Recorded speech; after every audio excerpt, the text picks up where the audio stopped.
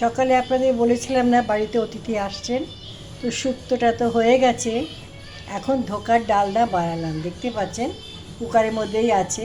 তো ধোকার ডালটা তো প্রথমে আমি ওই 1.5 কাপের মতো নিয়েছিলাম। তার মধ্যে ওটাকে ভিজিয়ে রেখে আদা আর কাঁচা লঙ্কা দিয়ে পিষে নিয়েছিলাম।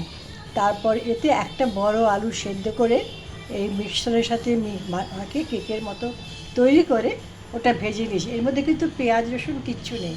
এটার মশলা কি জানেন? টমেটো পিউরি আছে, একটু লঙ্কার গুঁড়ো আছে, আদা আছে, ধনে আছে, জিরে আছে, হ্যাঁ, আর হলুদ নুন মিষ্টি যেমন দেওয়ার থাকে।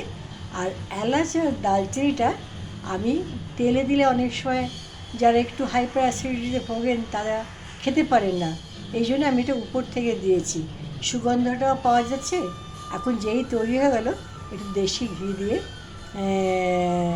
রেডি রাখলাম। আর পায়েসটাও, খেজুর গুড়ের পায়েসটাও আমি করেছি, ওটাও আপনাদের দেখাচ্ছি। তাহলে বাকি রইল কি, আলুর দম যেটা সেদ্ধ করা আছে, আর এই যে পনিরটা আছে, পনিরের একটা ফ্রাই করব। যখন করব তখন কালকে আপনাদের দেখাবো। তো এই হচ্ছে আমার অতিথি সম্বর্ধনার আইটেম।